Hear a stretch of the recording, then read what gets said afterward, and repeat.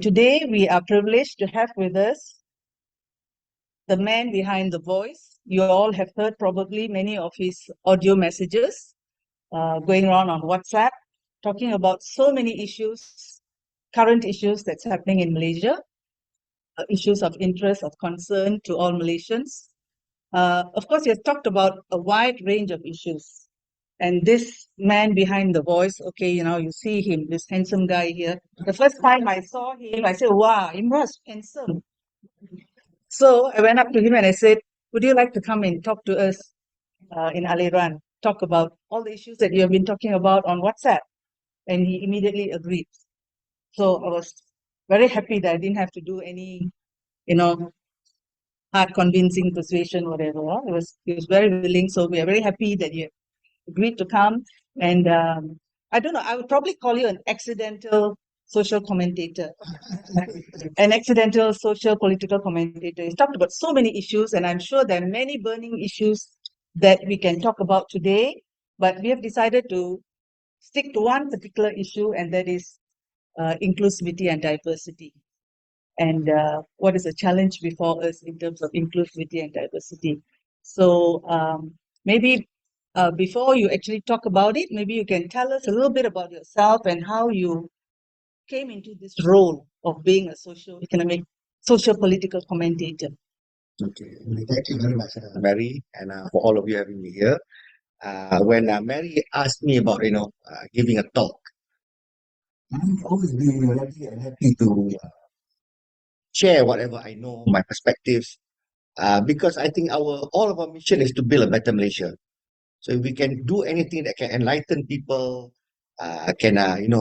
make people see things in clearer perspective, make us more harmonized, united, more productive, become more formidable as a nation.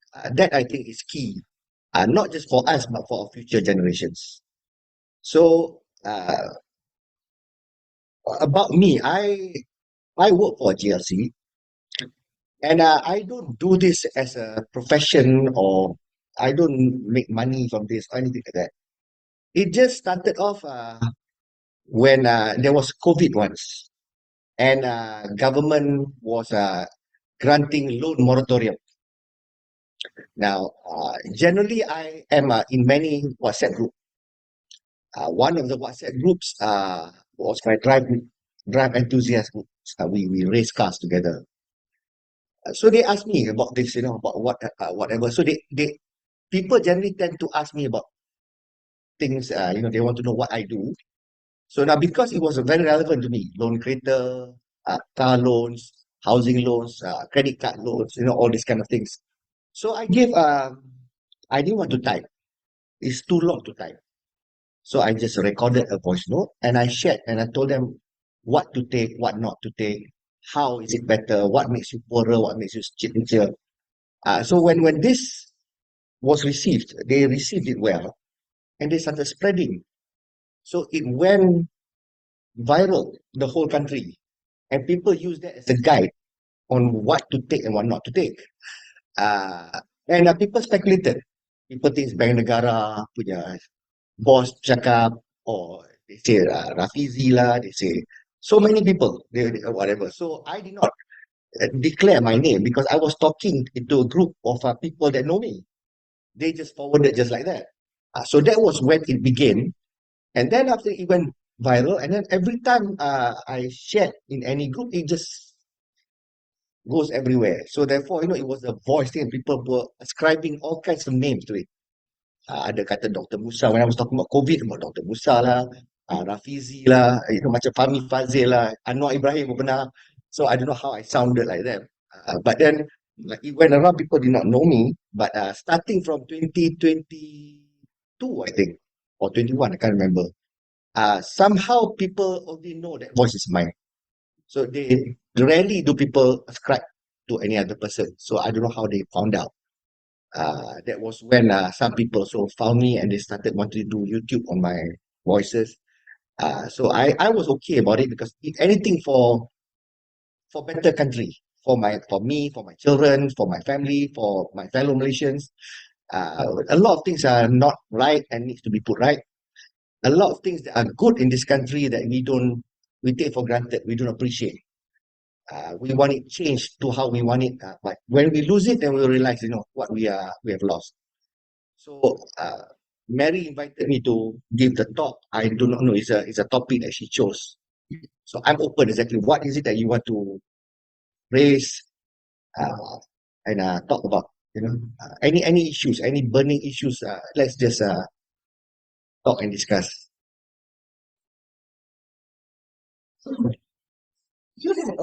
I remember one of your WhatsApp messages was about this issue of inclusivity and diversity. Mhm. Um, how do you see the situation in Malaysia today in terms of diversity and inclusivity? What do you think are the um, issues that what are the forces that are affecting diversity and inclusivity in Malaysia? How are we going to manage those forces? Okay, now,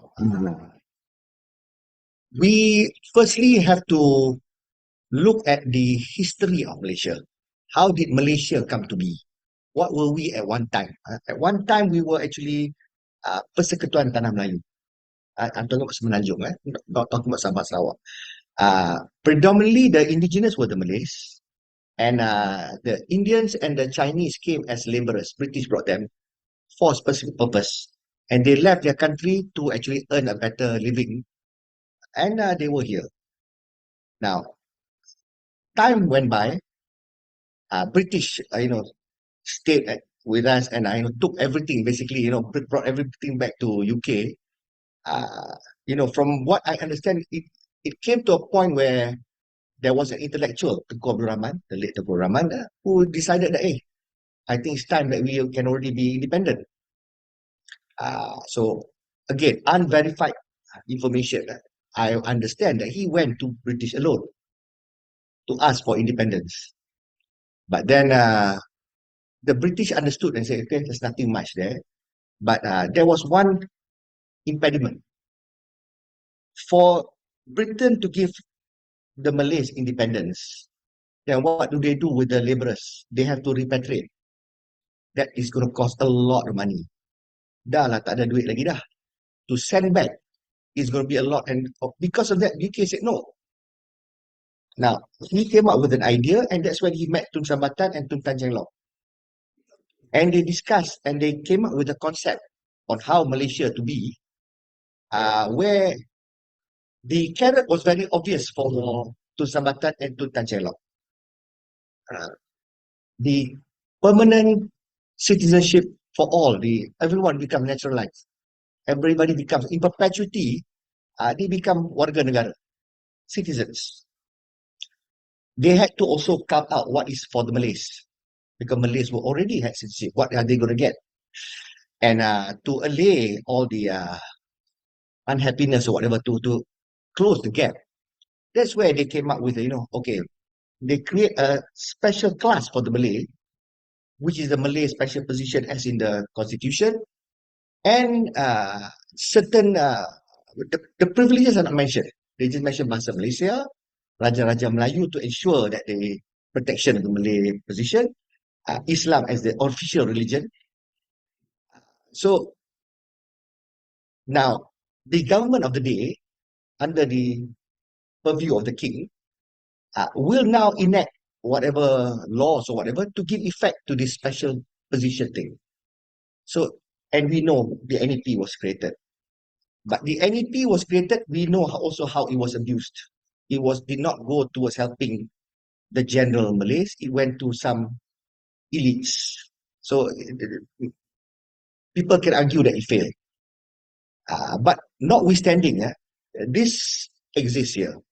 Now, because of that, because there is a Malay thing and a non-Malay thing, of course, later on, Sabah Sarawak came in also. They are also considered like indigenous.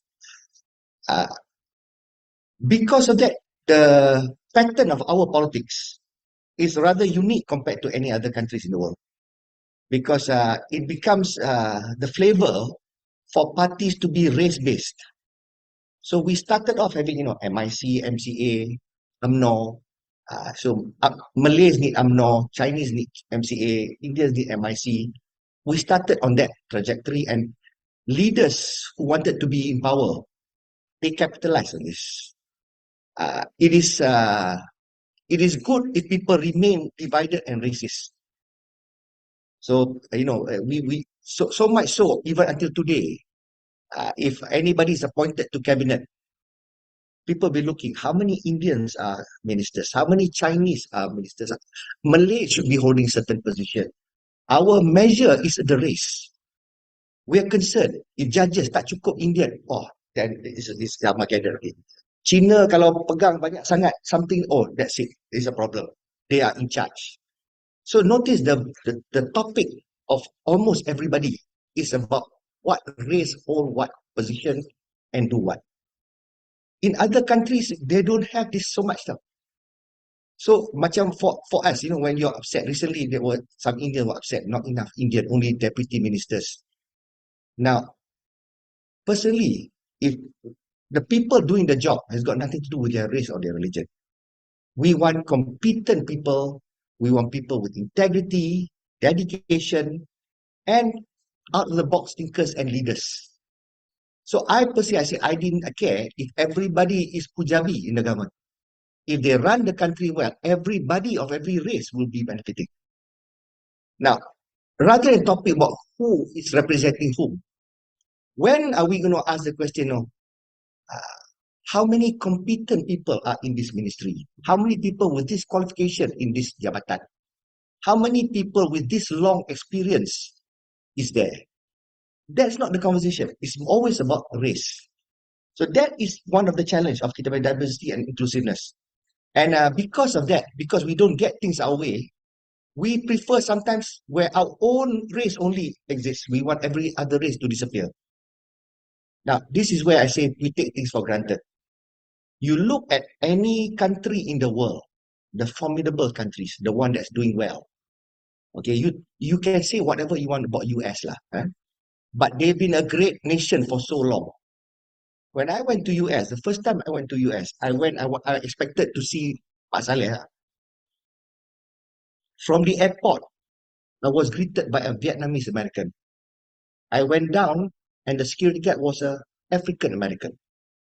Sampai every step of the way on the airport until I went to the cat, then I saw a white guy and I thought, finally American. And my children were speaking Russian to their mom, and he responded. Apparently, he's a Russian American, not even American yet. And we went to a hotel in Manhattan. We went there, and they were all the South American girls there, also American, but they're not the whites. So I spent the whole night. We spent the whole night in the US. We did not see even a white guy. So who is American? The next day, I went to Bath and Bath to buy a towel. I went there, and of course, I was seeing all kinds of colors of people. When I went to the cashier, finally, I met one American at the cashier. One Mak Saleh American. What we imagine as American. So as I was staying there for 1 month, enjoying the holidays there, I started wondering why. What is America? Who is Americans? America represents the world. Everybody is American. Even on the cruise, there's an Indonesian American. There is all kinds of things. And they are so diversified and they're so strong. What is great about America? American music.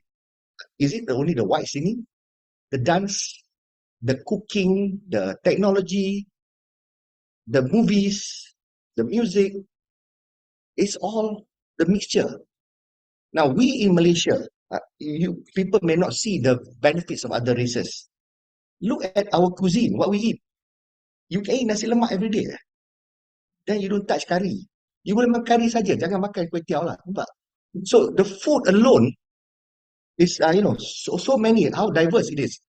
So therefore, if you look at any companies or any entities, you will see the one that does well are the one that's well mixed. Macam-macam bangsa, macam-macam nation in there. The synergy, the one with just one race, there's a threshold there. So you notice that in the creation of God, any mixture is the law of the universe. Durian kita pun, the best durian pasal kacuk. Okay, you look at children yang kahwin, kacuk more intelligent, less violent. Normally, banyak betul, more healthy. People who marry cousins and cousins, same race, not only same family. ada yang autism lah, some can't even have babies. So generally the way our creator, if you believe in God, you believe God lah. If you don't believe, you understand the nature. Desires us to assimilate, to mix. And a lot of benefit comes out of it. So this is why that should be a sign on where we should go towards. Okay, so now we have Malay, Indian, Chinese, predominantly in Semenanjung. We got the other races in Sabah, Sarawak. Then we also have all the other foreigners, the Myanmar, the Indonesian, the Pakistan. Everybody is all here. They came here. Same reason why the non-Malay punya founding fathers came to Malaysia to build a business, to get, to work. Now, they come here and a lot of people complain. Oh, we go Kota Raya, it's like Myanmar. We go to this place, it's like Pakistan. We go this place, like Arab. People complain that, Malaysia ni mana. I've seen videos. People are upset and say, there's no identity already. Now, I do not see it that way. To me, I don't have to go to the other countries to experience those countries.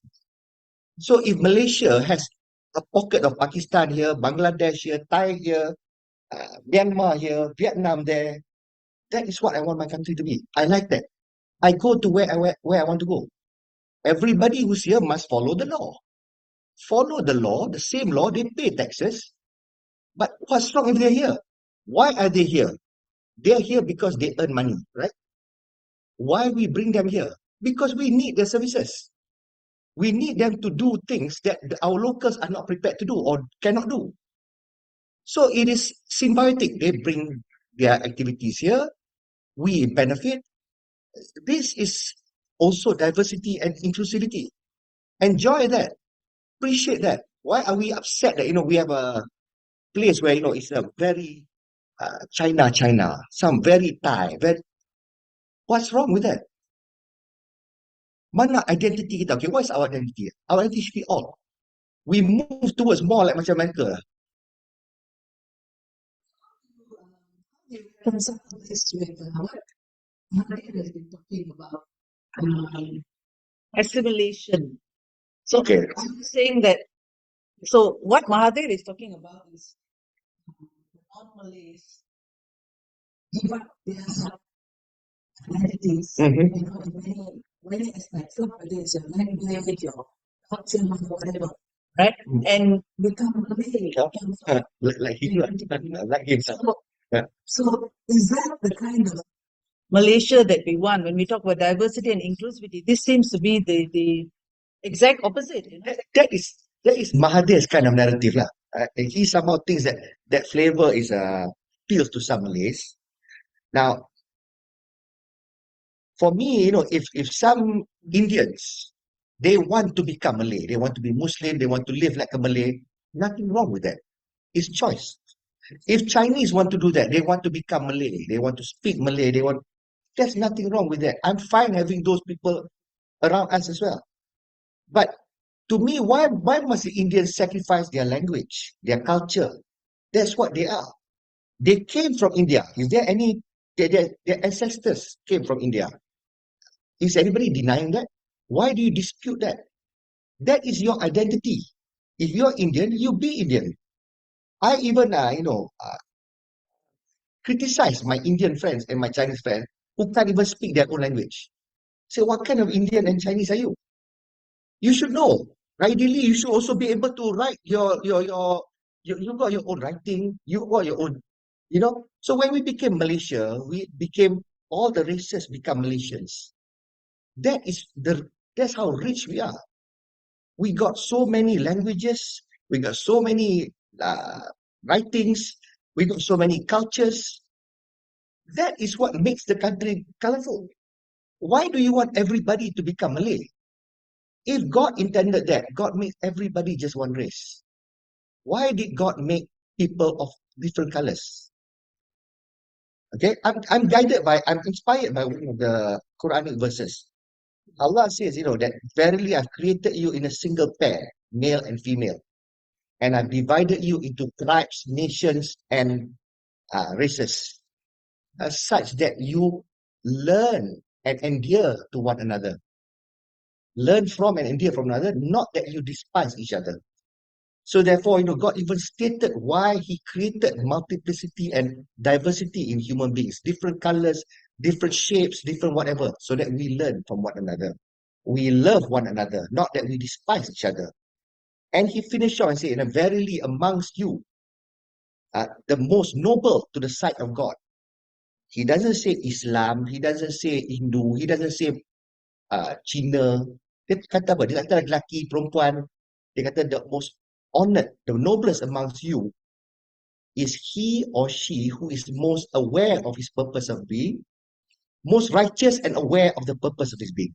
Righteous means you are a true speaker, you are honest, you are transparent, you are compassionate, you have empathy, you are fair, you are disciplined, you are hygienic. All this, the paragon of virtues. If you master that, be whatever your following is, that is the highest sight to God. That is in the Quran, but that's not expounded mostly by people. If you see, you can access that. I can give you the relevant verse. You can see that, and you don't see any race mentioned there. And God said that He created everyone. Now we know the universe is created by God. So therefore, if that is the design, why do we not embrace that design? We are already more than halfway there. The multiplicity of our, cultures. And I don't want a Malaysia that Mahathir wants, lah. That everybody assimilated and become. Why? We're looking at developments in the fields, even looking at developments since the unity government has come in. Mhm. Do you see it as, a lot of people are very, what's the word, anxious about developments in Malaysia, right? If a survey was done which showed that more than 80% of the youth actually Mary, we cannot hear you. only want an Islamic, even want the constitution to be changed, to be based on the Quran. So do you see that as a trend now? How are the policies of the unity government in terms of strengthening diversity and inclusivity, or is it having an opposite effect? Firstly, this information, is it back any data? When you say a lot of people wants it to become majority, I don't think so. I don't think that majority, even most Malays, want everything to become Islamic.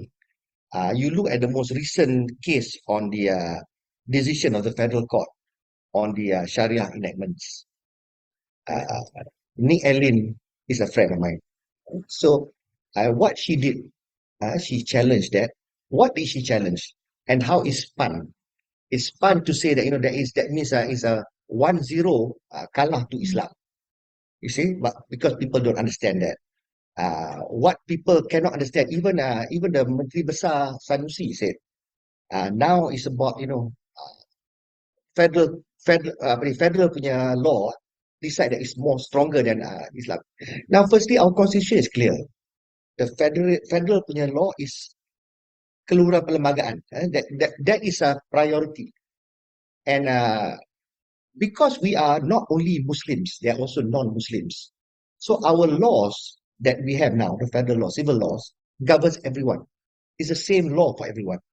That it applies to everyone. Now, however, certain matters pertains only to Islam people, to Muslim only. Now, that's where Sharia also comes and enact certain laws that applies only to Muslim. Now, because of that, there is a clear demarcation. Anything that pertains only to Muslims, about Muslims, that is the territory of Sharia. Sharia can actually have that territory, and Muslims can be subjected to that law. Both sides are lawmakers. Okay, the what applies to everybody else, Sharia cannot straddle over. So when she challenged 18 laws, the court decided in favor of 16. Is because it's overlapping. The constitution, kita punya civil law has prescribed punishments and laws for that. Sharia also got 60, same thing. Tapi tak sama quantum, lesser here, more here, all these kind of things. Now, when somebody goes and being charged under Sharia law, any of the 16 example, they can challenge and bring it to the civil court because also in the jurisdiction of civil court. And which one will take prevalence? Civil court will rule. So when that happens, which one overrides which? Civil court will override Sharia. So therefore, that thing existing is actually bad for Sharia. It melemahkan Sharia. Sharia punya decisions can be overridden by the courts, the court punya ruling. Okay, so now when 16 ni rule this way, especially the opposition, they say sekarang ni uh, kena jumpa agung, kena memperkasarkan Sharia, whatnot. Now what I want to say is this, what Nick Allen did by eliminating that 16, in that area there's no more conflict. There will not be any situation where anybody can be tried under Sharia for those laws that is actually available in the federal constitution. There will not be any overriding. So if you ask me, Nick Allen and her daughter, their act memperkasakan Mahkamah Syariah. It did not diminish Mahkamah. Their act memperkasakan. By doing the cleanup to make sure that there is no penindanan, then there is no, at no point of time that the Sharia court punya decision is overridden by the federal court. So to me, they can continue making more laws that pertains to Islam that is not covered under the federal law. So there's no reason to vilify the two anak-anak and or vilify the government. I think it's a positive way forward, and politicians will want to use this to divide people to try to get power. This should not be allowed, and I'm glad that the kings came up in support of the federal court decision. So the government, people explain, people clarify. So I think hopefully this matter will die back. Now, if they say they want to amend the constitution, amend what? How? Anything they want to amend requires two-thirds majority. There are other MPs. Do we have two-thirds Malay Muslim MPs? Even the Muslim, bukan semua nak tukar tu. Kan? A rape case, 20 years jail boleh jadi liwat berapa tahun. Even the kadar is a joke. So, who wants what, basically? So, but one thing is good lah. The Prime Minister, I think Prime Minister said, set up a task force. I think the opposition will do that to study. Study. Better study, talk less, read more, study, and be more informed on what to do. Whatever they want to do, they need to inform us. And, we should be going forward, not regressing. So anything that's going to be good for everybody, we should support it. Change is good, provided it's in the right direction. Change in the wrong direction, we cannot. So, I mean, personally, would you say that when you look at current state of affairs in Malaysia, would you be concerned about inclusivity and diversity in Malaysia? Do you think that the government is doing enough, or is it the Malaysians themselves? Are they moving forward towards more inclusivity and diversity, or are we regressing to more racism? Okay. All depends on what Malaysians. There are some Malaysians who are moving in the right direction. There are some Malaysians who wants to be more exclusive. So these are people. You can't change people. Now, for people who say, they want, remember there's one, a water park. They wanted it to be only Muslims to be there. Now, the reason why they want only Muslims to be there can be many reasons. Maybe they don't want issues of non-Muslim going there, being revealing, and suddenly some Muslims complain. Maybe. Or maybe the owner just don't like non-Muslims. They don't want. Now, if they do only Muslims, generally I am not interested to go to a place which is very racist and exclusive in nature. So I probably won't go, even though I'm Muslim. The non-Muslims should not even want to go there. Now, but there are some Muslims say, this I like. Only Muslims here. My kind of thing. They will go there. Now, I'm very happy because it's good. Those kind of Muslims go there. They don't come anywhere else. They don't have to come to where all we India, Melayu, Cina semua boleh mandi sekali semua. They don't go there. So now you cannot change people. They have a right wanting to be exclusive. You cannot say it's wrong. They believe that's that.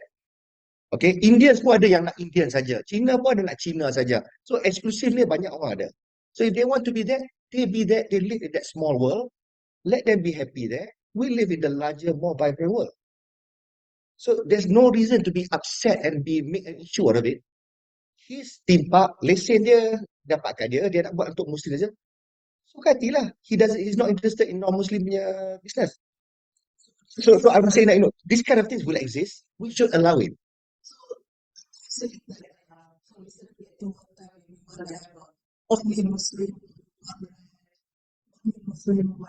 Yeah, but there are other laundrettes. There are other laundrettes. So if they want only Muslim laundrette, let the only Muslim people go there.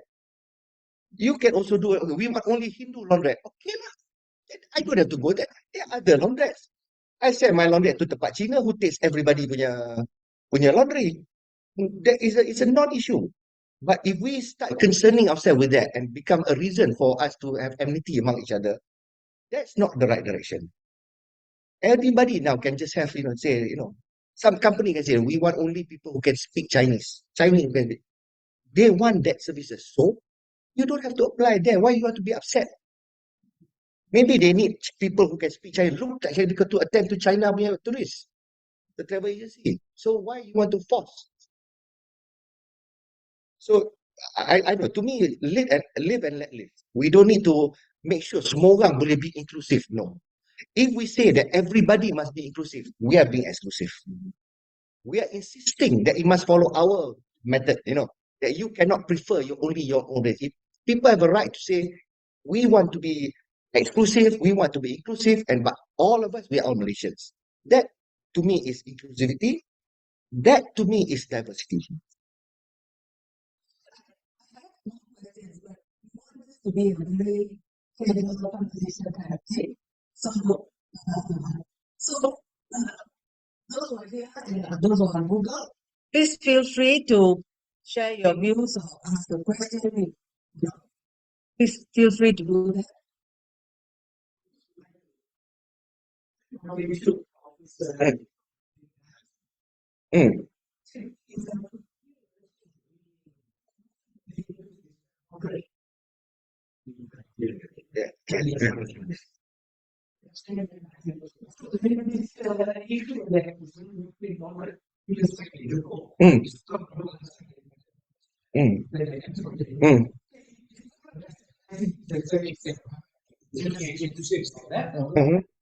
Apartheid, what happened in Southern Bangladesh was the same policy that we had. They said, okay, this is okay, white only water fountain, white only toilet, colors only, this and that.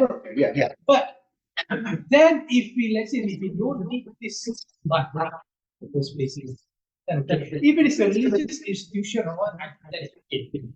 But it's supposed to be a public swimming area. But why should it be exclusive in the sense that you ban people based on their religion? Okay. So that's my thing. Why do we rationalize That's theme park. When he says only Muslim area, it's no longer public. It's only for Muslim public saja. Then he decided that. Okay. When you say appetite, like fountain only for white people, that is actually meant for whole public. Now they make it exclusive for some people. This property theme park is his. Big difference. If something like, say, for example, Jalan Raya ni, dia kata now only Muslim boleh jalan sini. That is wrong. That is appetite. Okay. Yeah. Primary concerns have always been implementation of certain dress codes in public areas. Yes. Okay. Many years ago, I got into Aliran because my husband stayed at the police station for wearing his long footwear shorts. Now, I've been married to this man for 40 years. I don't think that's not sexy. Okay. I was very, very upset because he was a 68-year-old man with a heart condition going there to get a permit to go to IJN for his appointment. Now, when a man like that is chained out in a police station, I think we are coming close to an apartheid situation. Now, okay. First things first lah. Dress codes is something that exists everywhere. Okay. Even in some places, you can, for example, in casino, you can't wear jeans and you got to wear suit. Nothing to do with religion. Now, a lot of things we presume dress code is because of religion. Now, that's not the case. Okay. Now, I even had a recommendation on how government can resolve the issue of this dress code thing. Number one, if katakan hospital, now you need to have dress code. You cannot have people wearing bikinis or walking that, that it's got to be a certain. So what is reasonable? Come up with a dress code that you think is proper. We decide how formal it is to be. Government decides that. Make it consistent for all hospitals. First, it must be consistent. Tak boleh hospital ni lain, hospital ni lain. Make it consistent first. Hospital, consistent. Post office, consistent. Government office, consistent. Okay? Kena tutup. So, kalau katakan skirt ke apa, letak. Make sure people know. Now, if you go to police station or you go to hospital, it's a planned visit, comply lah with the dress code.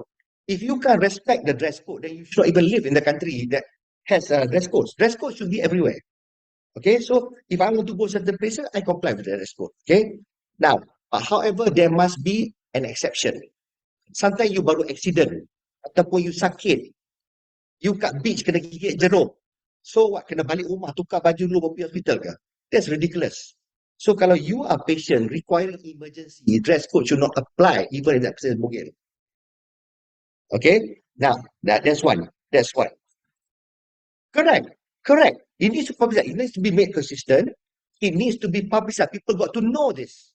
So that when people know, people are informed. Okay. And kalau dah pergi sana, kalau isu dia boleh tinggi berlutut, there are some places dia bagi sarung. Okay. Firstly, if you are informed, you refuse to wear that. For example, I want to go, let's say, to the beach. I don't want to wear long pants. I want to wear short pants. But I got to go to this place for a while. I'll go, I wear sarung sekejap lah and do my stuff. Then I give back my sarung. Because I don't want to be wearing the dress code. Okay, but you cannot say, oh no, it doesn't apply to me. So the fact they put aside sarung, you pakai so that you don't have to go back. Alternatively, you got to go back and change. So to me, orang marah kata, bagi sarung apa, so dehumanizing. No, I think it's a good thing. You put it there, you can either come wearing the dress code ataupun you pakai the sarung. We have to respect rules. Tapi we should not inconvenience people who come. So by having sarung tak inconvenience. And orang yang emergency should not be subject to any rules.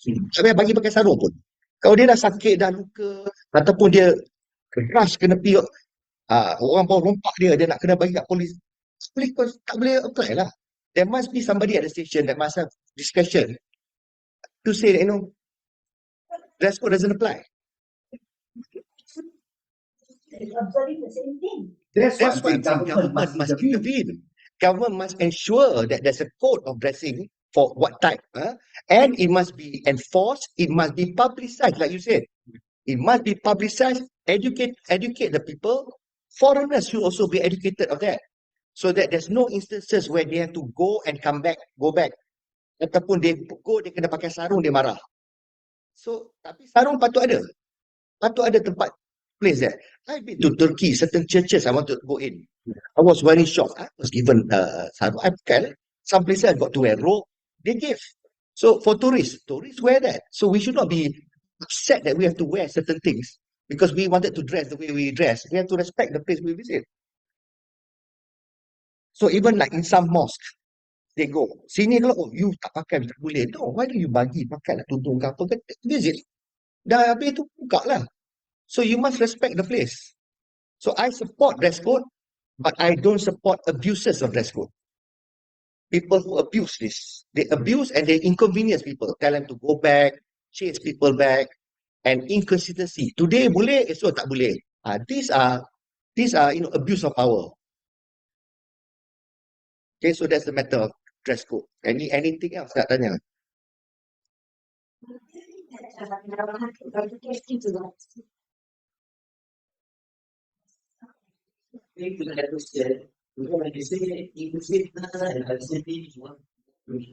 Betul?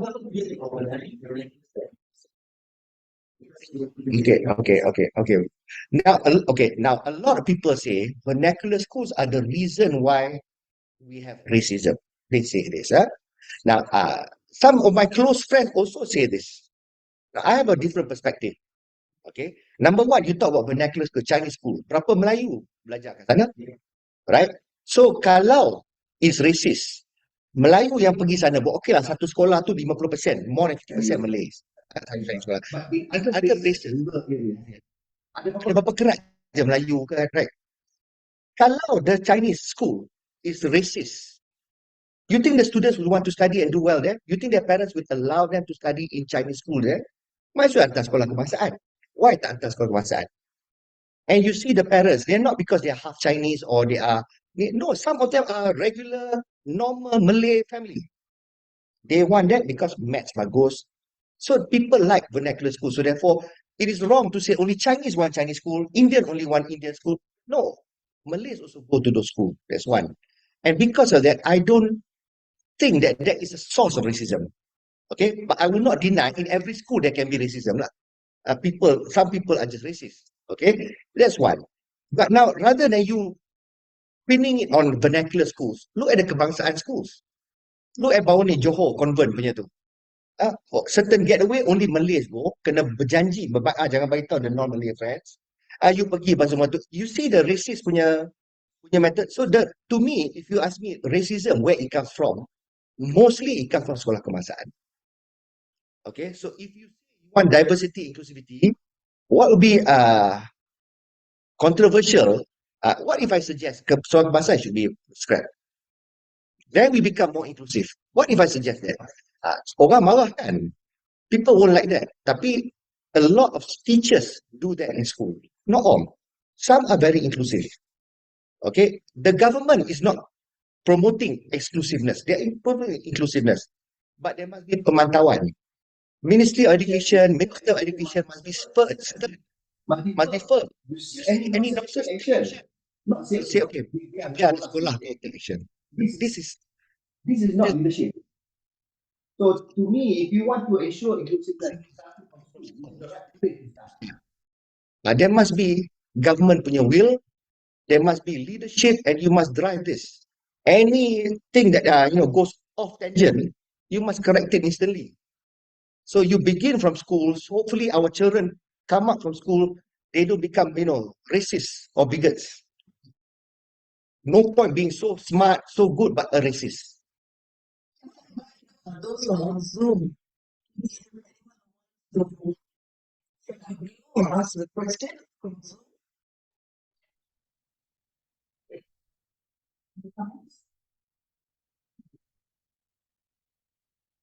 Leave me. 11. Any other views? Yeah. Can you come forward, please? Come forward. Come forward. It's a very small point. I like what you said about looking at the data and looking at the broad incidents rather than individual incidents. I'm very, very tired of people just highlighting endless grievances because it flies in the face of my own experience in Malaysia as being overall a very good experience from childhood here. And when I hear this endless litany of this went wrong there, and I experienced this, to me they are individual instances. Yeah. What does the broad patterns show? I think we should focus on the areas of convergence and the extent to which we have been successful in handling race and ethnic religious relations in this country. And I think when I excessive preoccupation with individual instances of non-compliance, we miss the big picture. And I think that's not helpful. And I think if we are research-based, if we are data-based, we will look at the broad patterns. And this business of race and religion, I think my friends have told me, we're never able to get 100% compliance anywhere, not even in our families. Correct. Not even in our communities. Correct. Why should we expect it in a diverse nation? Mm-hmm. So if we look at the thing, we should establish the extent to which we have common ground. I've asked my friends and my family, what is your experience? Have you had good relations with Malaysian Chinese? Yeah, your school, family, university, work. When I go to the bank, everybody's helpful to me. Most of the time, people are helpful to me. They open doors when I'm They go out of their way and they say, where is this information coming from? So to what extent is it counterproductive to give undue focus to individual failures to conform to rules? I think that's the point. Let's look at the general. So I like your point about it being need to be data based. Yeah. The government has a role, so do all, each of us have a role in this. Okay. When we give so much focus on things that go wrong, racist instances, it should be highlighted, it should be addressed, it should be corrected. Yes. But what about, like what she said, what about all the right things where, people just transcend over races and they help and they embrace one another? Those are not featured. Government should feature that. We should feature that. We should put it on TikTok, on Facebook. There are people who do that. Now, when you see that, so not only do you, it's a deterrent for people doing certain things, there are consequences if you become racist. People who are embracing, that can seek to inspire. Now, that we should, rather than uh, control people and correct people, try inspiring people more. Inspire people on the new role. Show them how beautiful it is to be blended with all kinds of races, to live together. How happy people are and how people are attracted to kindness. And this is fantastic. Recently there was a police guy who helped this Chinese uncle tolong sini. Lepas tu ada orang India. People show that. Everybody shared that. Why? People are inspired. Whenever satu kaum tolong kaum lain, Malaysians get excited. Why are we excited? In some other countries, in US, they're not excited tak kalau black help white. Tak ada. But we're excited. Why are we excited? Because it's so rare and it excites us. So you think about it, you kesian ke orang Malaysia ni? Kesian tau. When something like that happen, they get so excited. We're still at that level tau. When we arrive, when we are already okay, we don't care. Kita takkan cerita pun, orang India ni tolong orang Cina ni. Orang Cina ni tolong orang Melayu ni. It will not, the race will not even be rate. It will not even be reported. That's the day we arrive. But for now, even the bad thing memang kita highlight, race. Good thing pun, race also excite us. Racism in Malaysia. Or what do you mean by systemic racism? In what aspect? That's basically in public institutions, through public policies. Okay, now, if you are talking about certain privileges to the Malay community, which is in accordance with affirmation policy based on race is racist. But there is a reason for it, is to give effect to whatever the provisions of the constitution is. But what other than that, like what he says, there are people who just abuse that. They abuse that, they do that, and systemic racism that is not tied to any affirmative policies should be addressed by the government. There should be consequences. We should not be tolerating that. Because when you do that, you perpetuate, you make people more racist. There's so much resentment, and that further divides us. When we are divided, we don't become a formidable nation. We have distrust among the races. That's very bad.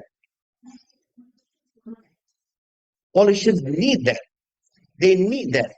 Because when we are liberated from the shackles of racism, a lot of the political parties is their demise. They will survive. They thrive based on that. Namely, who always like to about the so they need that. But there's only so much they can do. Dulu, masa zaman-zaman dulu, orang India duduk sini, orang Cina duduk sana, cincang kepong, Melayu sini. Sekarang everybody lives among everybody. And then intermarriages punya ramai. Anak-anak ada yang campur India, Melayu, Cina, apa. How are they going to be racist? They can't. So at the end of the day, it's not a winning battle. Eventually, we do become assimilated, even though we are integration, but in the long run, we will end up becoming assimilated. Nobody will be pure anymore in the future.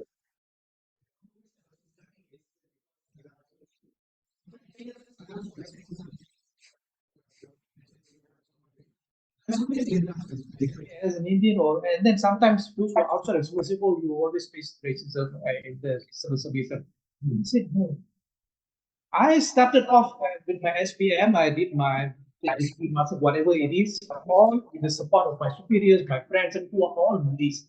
So the thing is that it's the assumption and the stereotype of those who are not within the system. They hear from somebody, they know civil is racist. That's why you see many Malays, Chinese cannot go in, the Indians cannot go in.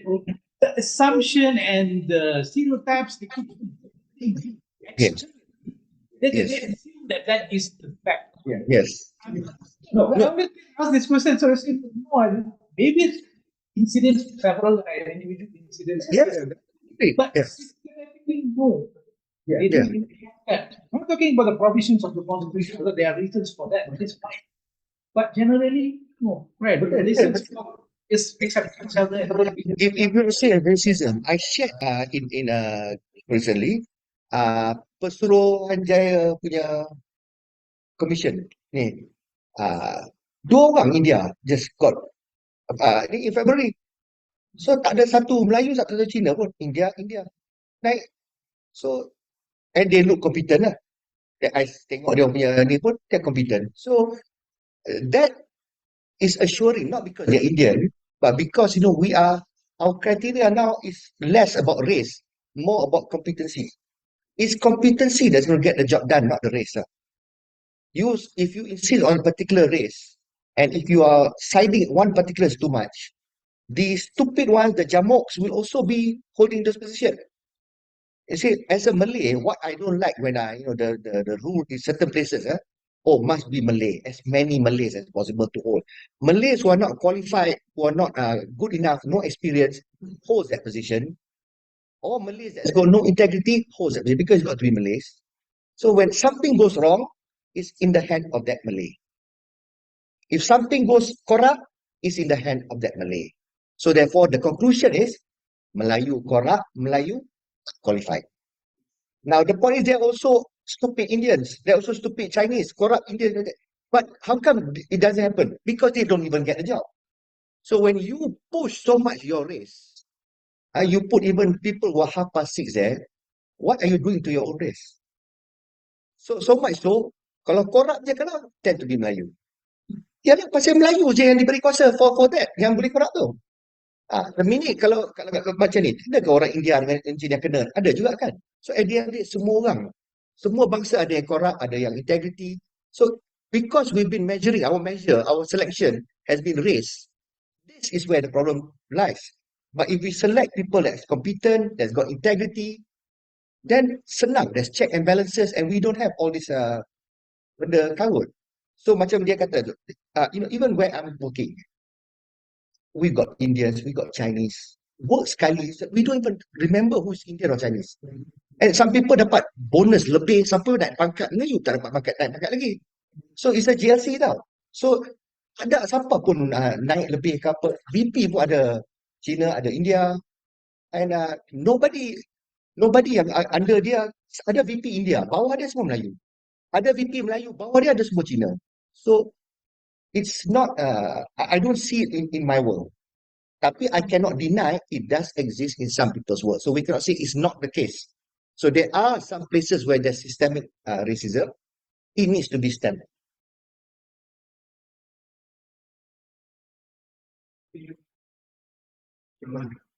Thanks very much. Thanks very much, Imran, for that very interesting exposition. I agree with you quite a lot. Do you think that Malaysia is at a stage where we need some kind of regulation about these things?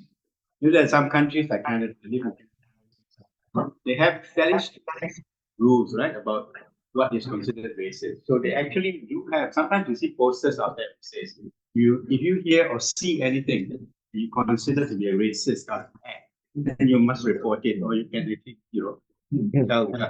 to the authorities. Do you think that there are people in the past that we asked for something like Race Relations Act? Maybe that's a little bit beyond I don't know. What do you think? Some sort of monitoring that is done through some kind of regulation. don't have a racism act kind of a thing. But we got sedition act, we got all these kind of things. Now, racism exists among all of us. Okay.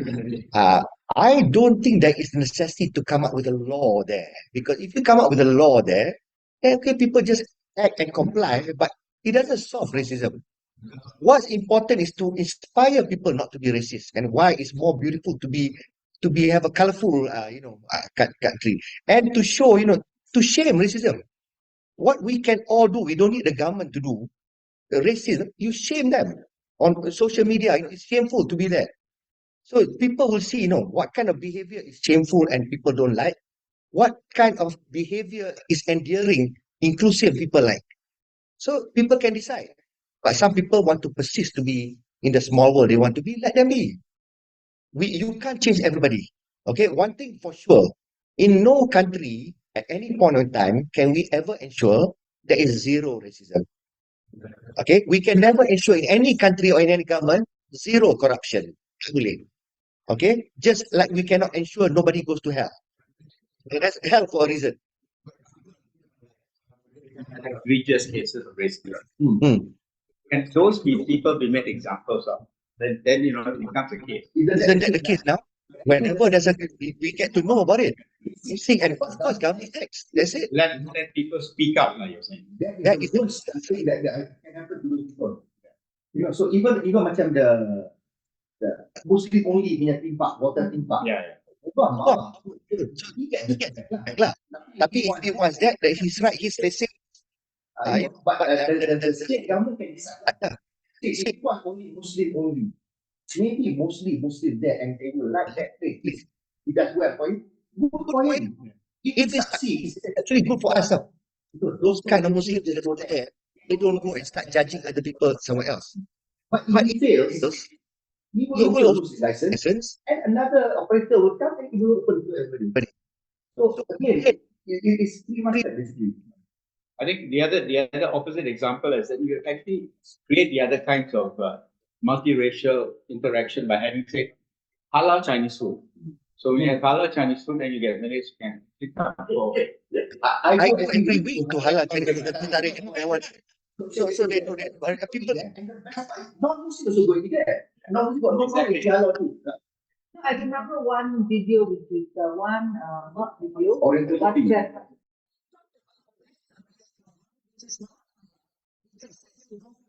no pork, no lard. Yeah. Go there. Yes. You can go now. You go to Mid Valley, Oriental Kopi. Any one time you see how many orang yang ada pakai serban and pakai tudung pun eating there. There's no cert halal. But the point, betul kita semua memang kena potong halal pun.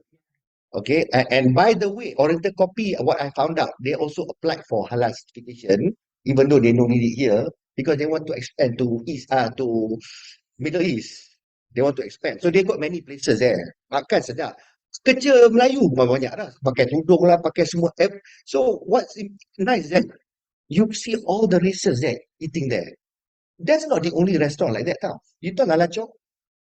Lala Chong tak ada certification halal tau. They sell even beer there. Apa family Melayu, every time I go ada family Melayu besar-besar, ada ikan, ketam, semua makan. They are tudung, I'm sure they pray, they everything. People got no issue. You may not have experienced that in Kedah or Kelantan lah. But here, you nampak tak the difference ni? So now, some people, they don't want to come and live even with the Malays here because they see the Malays here more liberal. They don't like it. They stay there. Like kat situ. Because they are going to be like that. They are like that. And some Malays don't want to go and live there. I like to go and visit. I go to Kelantan, Terengganu. Nice people. They're very nice, very kind or whatever. But I don't like the government punya way there lah. So I do not want to live there. I don't mind going holiday there. So then I come back and live here. I eat everywhere. I eat with my friends, macam-macam kaum, right? So again, suka hati lah. People have, to be inclusive, we allow people to live in whatever small world they want to. They just, important, they better not shove down the throats of others, their beliefs and their culture. That we must fight. We cannot allow that. We should not do to others. We should not allow others to do to us.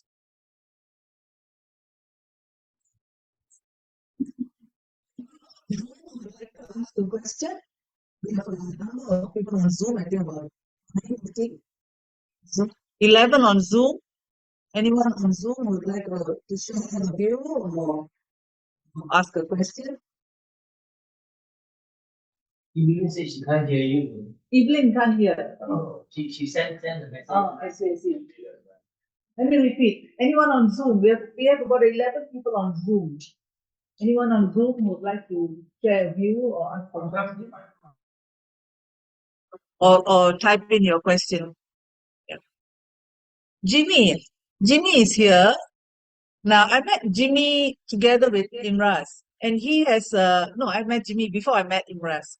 And Jimmy has a very interesting mission that he wants to accomplish in Malaysia. Jimmy, come and share with us.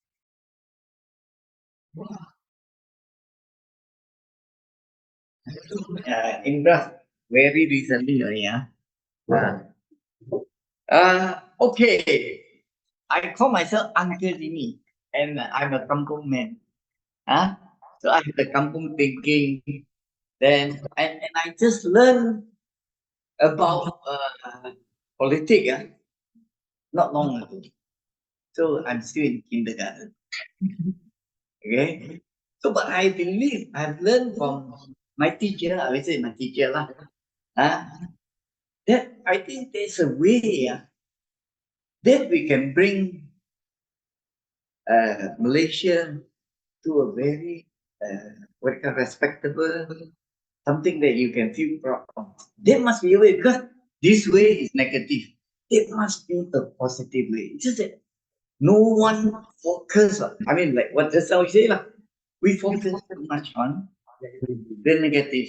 We never focus on positive.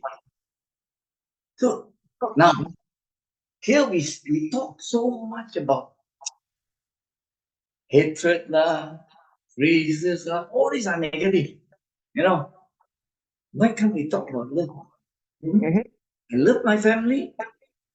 I have to love my country. If without my country, I don't have a good family. I think there's a Chinese word, very good. Without a country, you will not have a family. So why not? Because I love my family, I might extend my love to the country. And by loving the country, sacrifice, honesty and sacrifice and serve. And that's all. The power of sacrifice and serve not only bring you the kind of money cannot buy.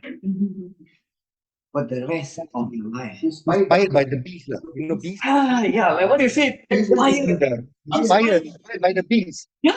They take also they don't feed themselves first. Everything. And because of that, nobody dares to go again. Why not Aliran start that? Together. We need many NGO to start that. But why not Aliran? Maybe I would like to be in and together kalau Imraz. The way you talk, I find I'm very excited just now that you talk. That's what I believe. We are inspired by when you talk. We inspired.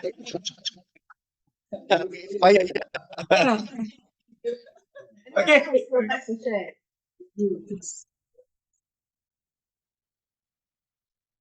What we should all want is to build a better Malaysia. Malaysia is something that we can be proud of, but We can be better. Right? Yeah. It all depends on us. What? We think only about ourselves. Think of your children, think of your future generation, Think of others, also fellow Malaysians.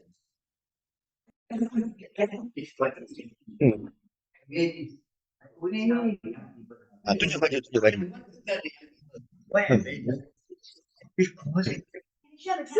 Because recently only I learned in my life I make big mistake, So you don't make the same mistake like uncle, Well, the mistake is I tak peduli. I Kena peduli. Kena peduli lah. Yes, kena peduli. Learn the right way. Learn positive. I like to use this word. Learn politik. You read what's you on your t-shirt. Tidak undi duit dicuri. Yeah. Yeah. Some people they mahu government. Dia rasa opposition tak guna. Yeah. So So dia kata next session dia undi. Okay, now I want to tell you something lah about undi. Jadi orang tak tahu lah. When you undi parti A atau parti B, this side or that side, when you bagi satu undi sini, dia tambah satu, you tak bagi sini, the delta is 2 tau. Faham tak? Whenever you vote, you create a delta, 2 delta. Bukan 1 delta. Okay? Undi cita negara. Okay. Okay. And you know what? I like your feedback. Bicara kemudian angkat pencuri. Ah,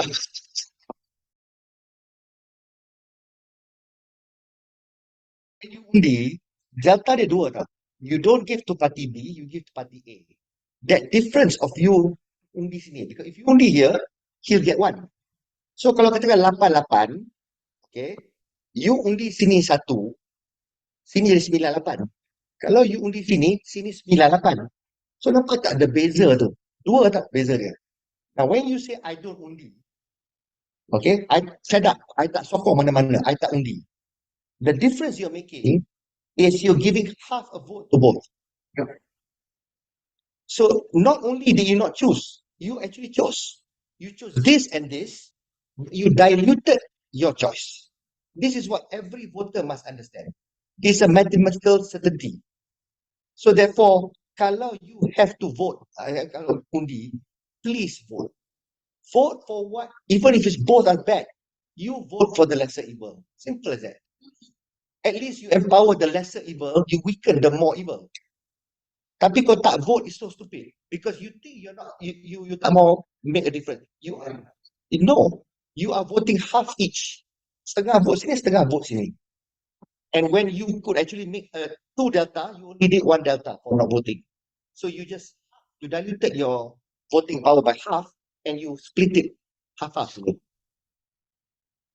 Okay, so jadi siapa yang rasa tak mau undi tu, undi lah undi. Nak undi sini ke sana, undi, janji undi. Have your say because we govern. Jangan kata kita bukan government lah, ini government punya matter. Saya tak minat politics. Whether you like politics or you minat govern people ke tak, you must know government decide on how kita punya family punya life is. Okay, harga apa kita bayar, tax banyak mana, how selamat we are, undang-undang kita, everything that affects us and our children and our family is decided by government. So if we say we semua ambil tahu, tak kisah, tapi whatever about that will still affect you. Whether you ambil tahu ke, you involved ke, or you don't want to know ke, you are still affected by the government policies. So because of that, you decide whether you want to take control to the extent you want to, or you don't want to be in control. Also a choice. Inclusive kan, kita accept semua orang lah. Hello? Hello? Hello? Can I speak? Yes. Go ahead. Okay. Thank you, Imraz. I'm actually somebody who listens to your voice often.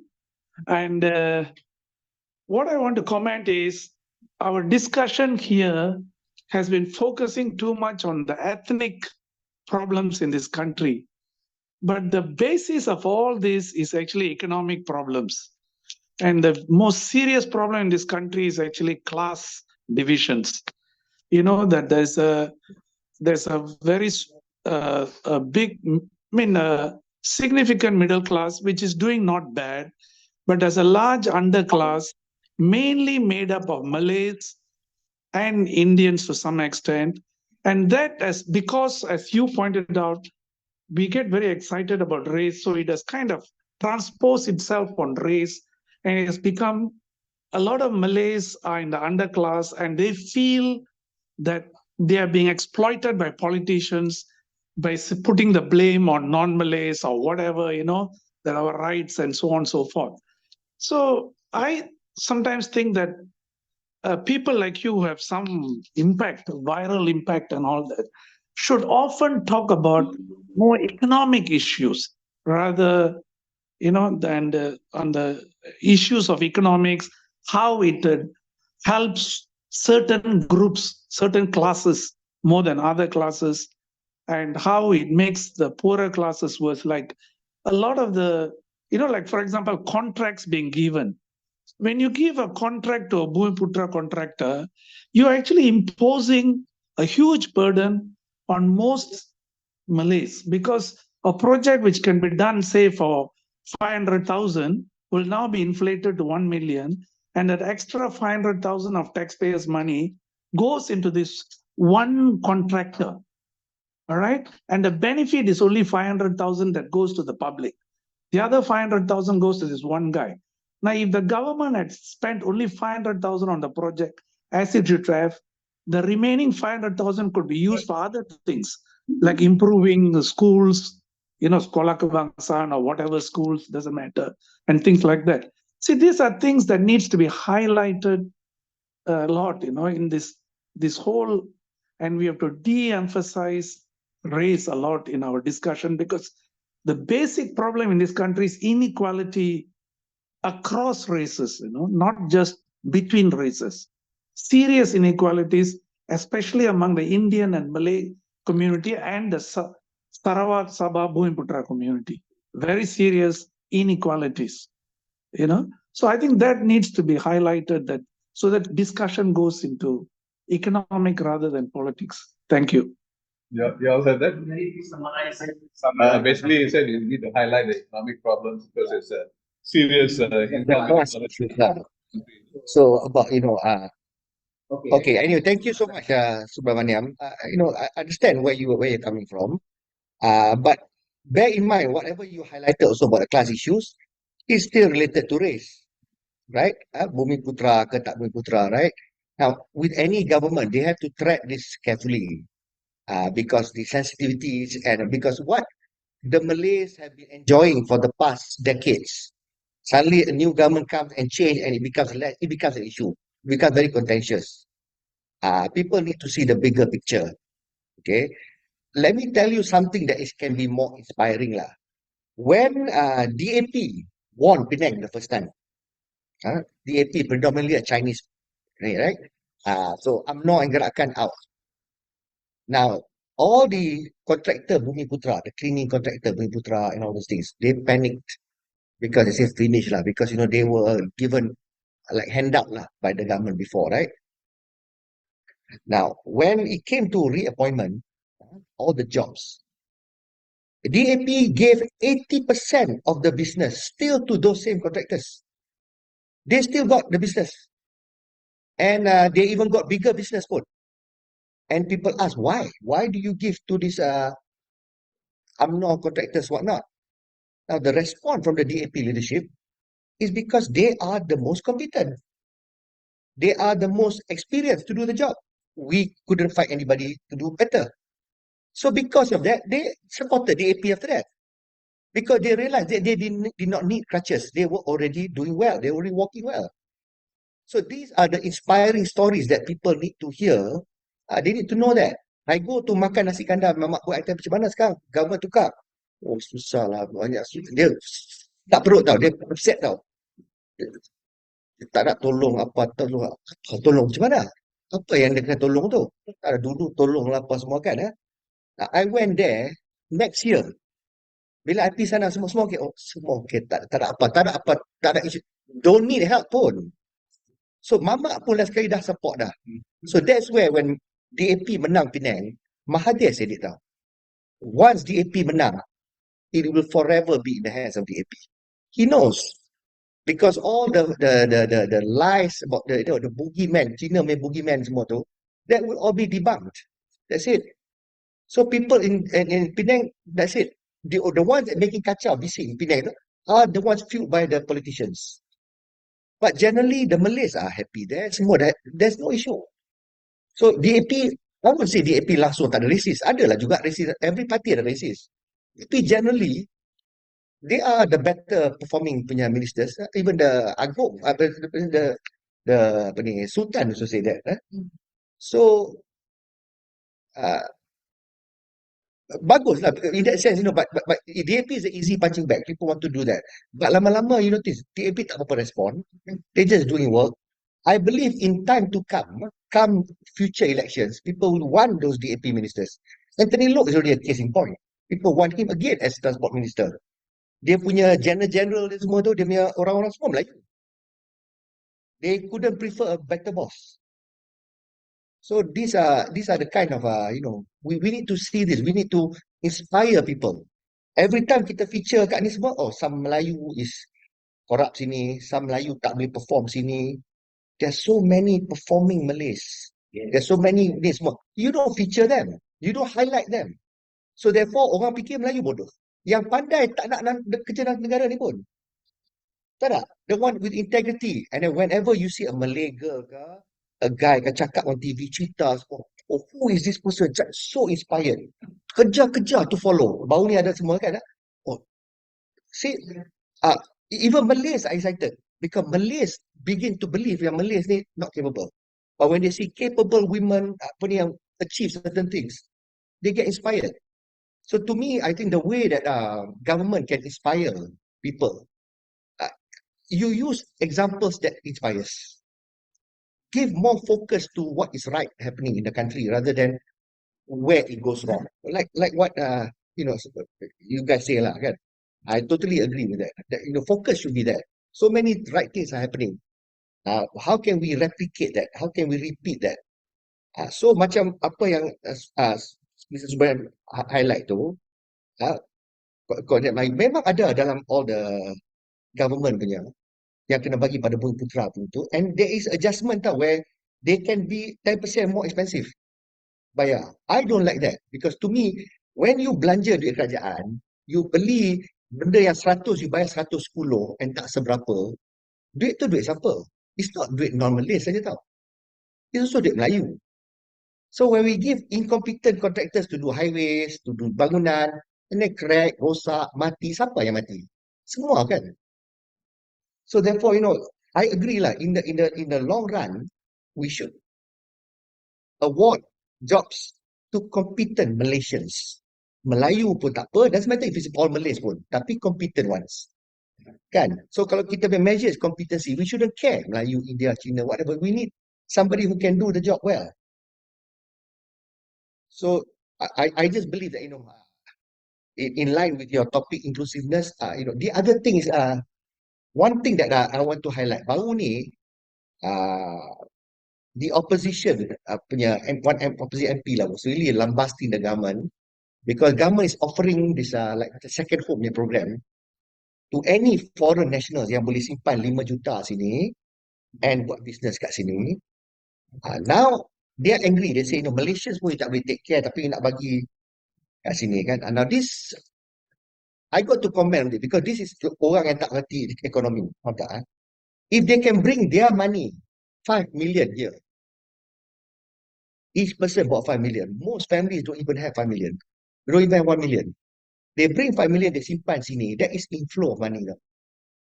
And if they come here, they to live here, they do their business here, it creates activity, economy lagi. It contributes to economy. It helps orang-orang kita balik. So daripada kita ambil orang-orang yang nak cari pekerjaan sini aja, if we bring people with money, rich people, successful businessmen, give them PR, kalau bagi nationality pun I support. Because what it does is that it just strengthens the pool of economy kita. And it will be overall benefit to every rakyat, even the poorest rakyat. Because they will have business, they will hire people, they will be spending, they will be buying from Malaysia, and their 5 million stays in the country. So I support the government on that one. Tapi opposition nak mesti kata, ini macam ni, jaga, I don't know lah. To me, kalau orang tak faham, support lah yang tu dia thinking.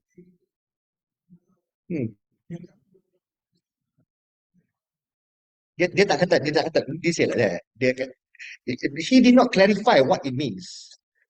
That's the thing. Bila kata itu orang marah, orang tanya ya, the minority is to help the majority. Kan orang kata macam tu kan. So I think Anwar kata macam tu kena tengok konteks. He's got to explain what he means by that. He needs to explain what he means by that lah. One thing that we cannot deny also, because the minorities have experienced severe racism and discrimination punya lama, many non-Malays don't realize they also have become racist. When you suffer racism for so long, but you don't think you're racist because you can't flex your racism muscle because you're a minority. So minority don't get to flex the racist muscles. Jadi orang nampak in any country, the racist people tend to be the majority because they can flex their racist muscle. But kalau any minority dah lama suffer, they also become racist. And wherever that is their turf, their decisions tend to also be racist. Ha. Ha.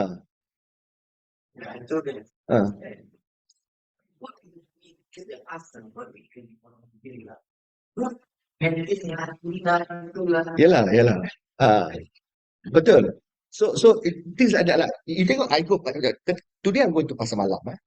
Pasar malam tu I go the Chinese tempat tu semua Cina je. Ada jual babi, ada jual semua macam-macam semua jual, right?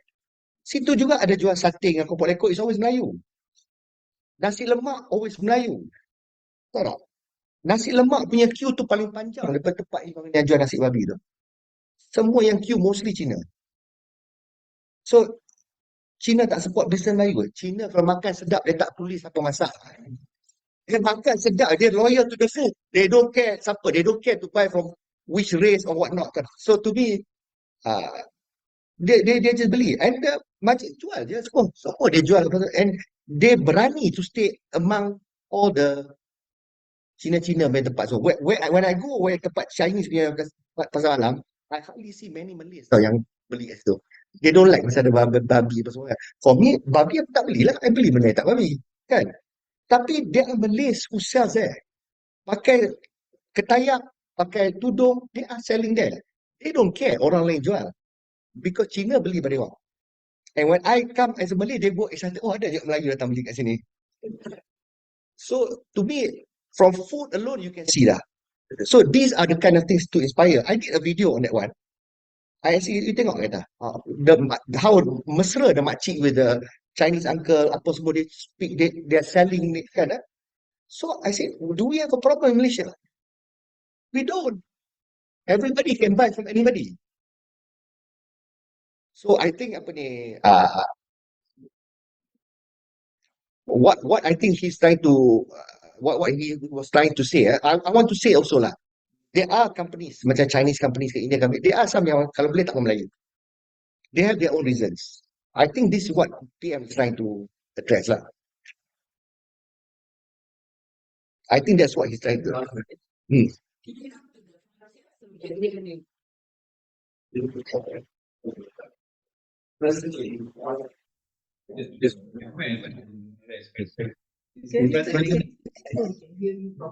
Presently, you think the government is taking action on racism? Say, for example, you're talking about dress code. You need certain government regulation. What I'm saying is that it is desirable to have that regulation on dress code. Yes. Third thing, the government is not doing as well to. Yes. I don't know which way to be looking into that. I think So there is racism there. Taking this action. I'm not sure that it's racism or not. I think it's more Inclusivity and management. I don't think it's about race for the dress code. but see, it's the problem. Not about race. Where? People might take it as a reason. Yes. Yes.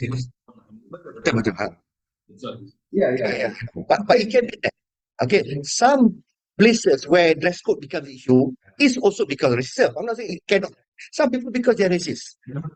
That one pun ada. Yeah, there are many issues. But I think the dress code, I think I spoke about it. Issue because Publicity or dress code. Where there's a control on. I don't know whether the government have this body or not to address these things. Yeah. Never so often. maybe look into that. Yeah, Supposed to You Yeah, get example. that. For example, The dress code. I would be happy to assist on the dress code thing. that's why it doesn't recur. It's not People, recurring. Okay, but with the example also, you see you go by train, you not eat. Well, all these are good, that's rules there. Then you get observing. Yeah. And we practice. Yeah. yeah.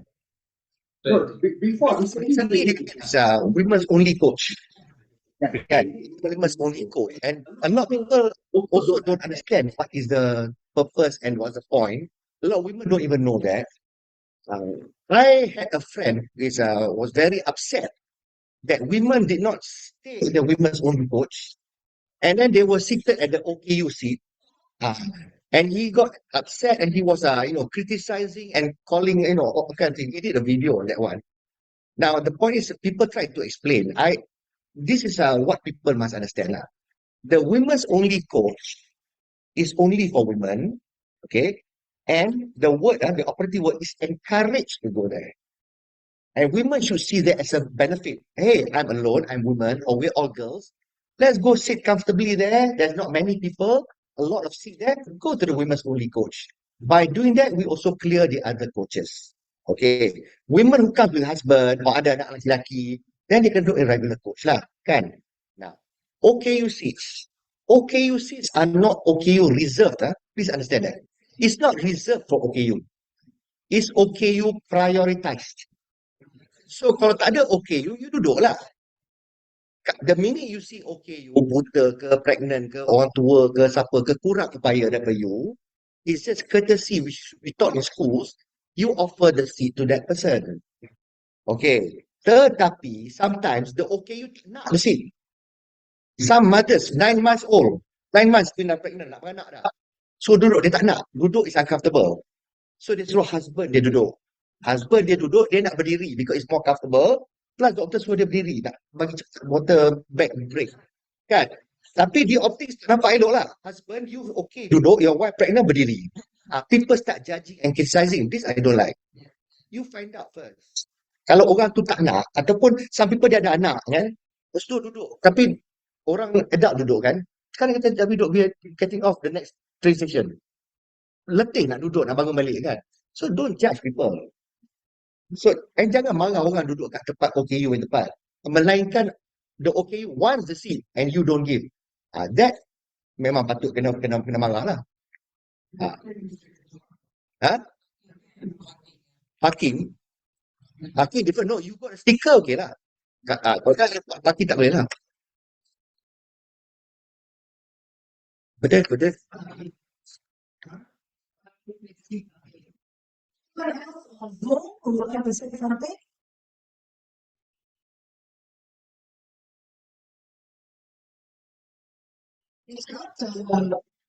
One more question. Yeah. I think you mentioned it earlier. Our test work if they are not Malaysians, we have domestic work, migrant workers. Normally they have business themselves. Rohingya is about then basically the discrimination is great. It's not just discrimination. Also the class and Yeah. what you do with that kind of Now, first things first, they're not all law compliant pun. Some comply with the law. Some don't. They should be subjected to law. They cannot do what they like. Some people even want to say, oh, ini area Pakistan punya, tak boleh masuk, itu tempat dia. They got no right to say that. So when they do that, authorities should come down hard on them. Tapi tak payahlah just because this group buat macam ni, you terus discriminate against other Pakistanis. That is racist. Kan, orang buat, macam baru ni, one Indian lady, dia komen kat pantai, pantai Remis ke mana ke. This Malay did not want to sell ice cream kepada orang India. India tak mau bagi pada siapa-siapa yang orang India.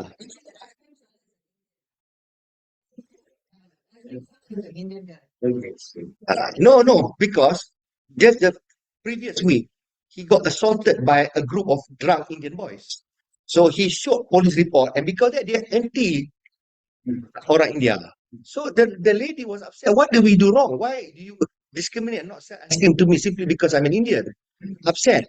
There was one Malay family, so they bought the ice cream and sell it to the Indian Malays. So because that, it did not become a racial issue per se. But then apa ni, that ice cream seller, dia nak semua jual again. Same macam timbang, dia tak mau jual pada orang India. Dia main es krim, suka hati lah, faham tak? Tapi you can't blame that lady for being slighted lah. Why you, because of my race, I don't get to eat ice cream kan? Okay. So now what? See, the Malay punya family, nice, dia beli, dia bagilah. What I would do, I would go to the ice cream, I would talk to him.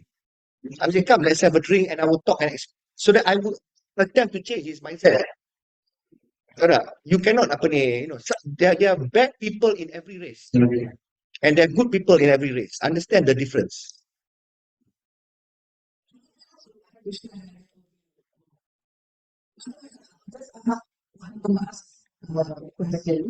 Because we have already distributed the cake.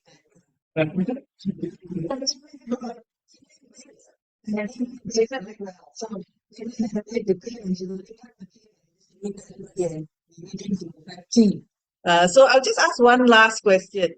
How long have you been on social media, and do you think your social media messages have had an impact in some way on what's happening in Malaysia? Okay.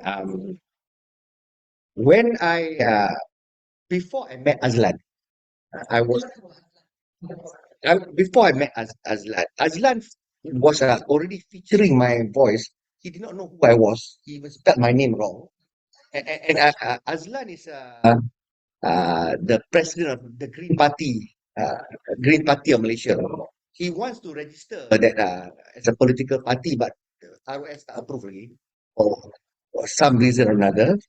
But in the meanwhile, he has a YouTube channel, and he decided to feature this because he wanted to archive all this. He doesn't want all these voice notes to disappear. So when he does on YouTube, and secondly, when people share on YouTube, you can share multiple times, because if WhatsApp, after a while, you forwarded many times, you can only forward to one person at one time. So with the YouTube link, he can flood this, and his views started going up, and his subscribers from 2,000 now 13,000, that kind of thing, so subscribers. But how we both see whether it is good and we should continue doing that is, number one, in how it spreads, how it's viral, number one. Number two, the comments. So a lot of the comments, agree, and we ask people to say their point of view. Half of it is, of course, praises to what was said or written. The other half is giving their perspective, which we like, because it gets people thinking and people are getting involved in the subject matter. So now that set of comments and the number of views and shares, that is a validation on, look, we must continue doing this. So we talk about issues, but Unlike many, for example, I I do not say necessarily study what what people like to hear. I say what What needs to be said. So therefore, when I also keep this approach. certain things that people may not like, You still publish. we still say if we don't like it, but What needs to be said. if we are concerned about About viewers, viewers or subscribers, then we want to choose only popular popular topics. topics. So, So but we say things that needs to be said, even if people don't like it. Don't share, but it needs to be said. So we stand true to that. People say sometimes I'm a Madani Gama Malaysia. Recently, I went Madani Gama. So I will support what is right. I will condemn. So it doesn't matter. I will defend him to the teeth. I will also criticize whenever he does that. So that's my opinion. As a rakyat, I have a right to say. I invite, implore everyone to be like that. Don't be beholden to any leader.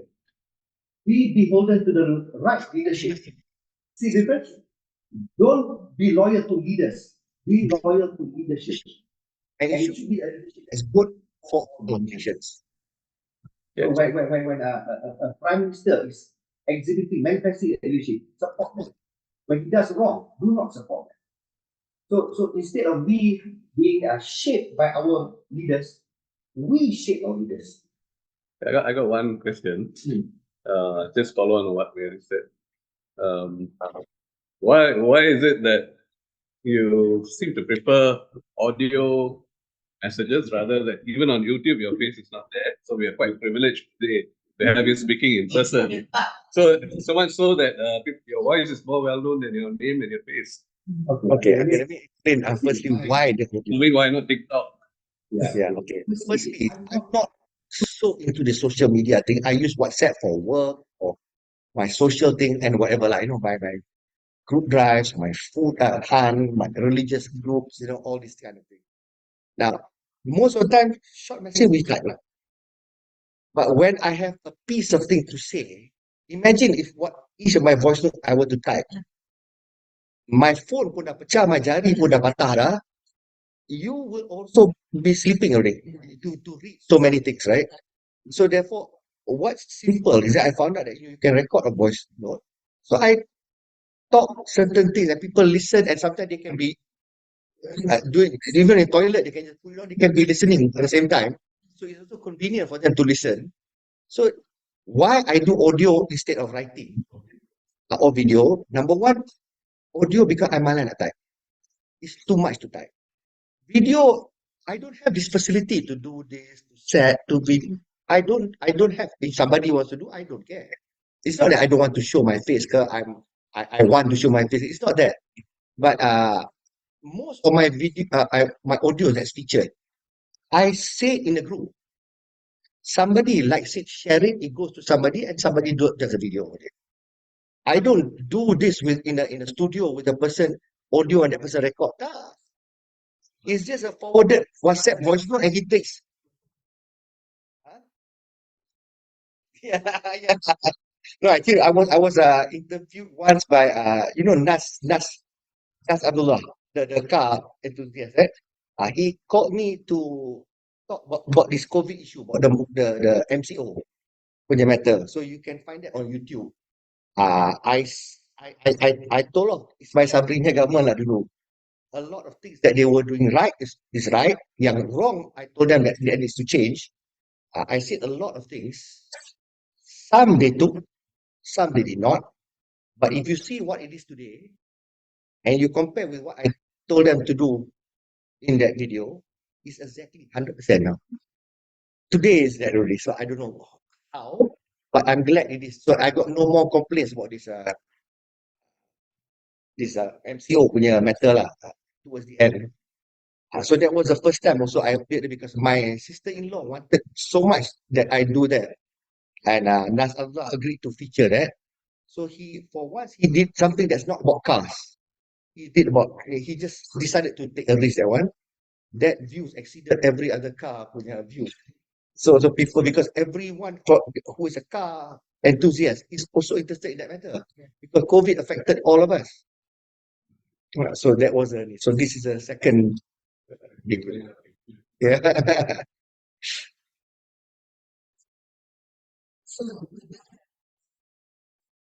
I will bring this session to a close. Just like you, Imras, Aliran also is not beholden to any political party, any political leader. We speak up for truth and justice, and we criticize whoever needs to be criticized. We give credit to whoever deserves credit. So in that way, we are moving in the same direction, and I think most of us here will agree that you have done a good job.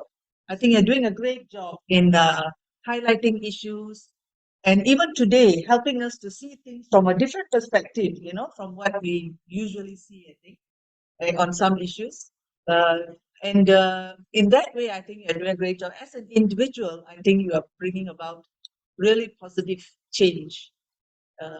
And we need people like you in Malaysia. So we are.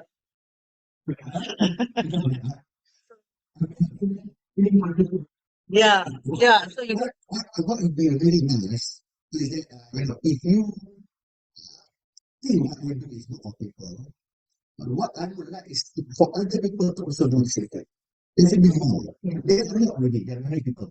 People who write, people who talk. And talking to the voice of phone, we need to get as many Malaysians to show leadership and to say what's right.